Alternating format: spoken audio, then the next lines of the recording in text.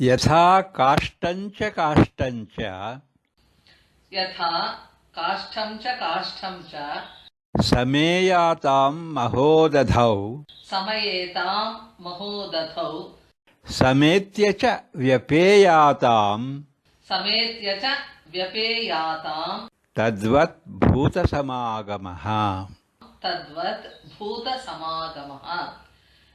ಹೇಗೆ ದೊಡ್ಡ ಸಮುದ್ರದಲ್ಲಿ ಕಟ್ಟಿಗೆಗಳು ಒಂದಕ್ಕೊಂದು ಸೇರಿರುತ್ತಿವೆಯೋ ಹಾಗೆಯೇ ಸೇರಿ ಹೊರಟು ಹೋಗುತ್ತಿವೆಯೋ ಹಾಗೆಯೇ ಮನುಷ್ಯರ ಸಮಾಗಮ.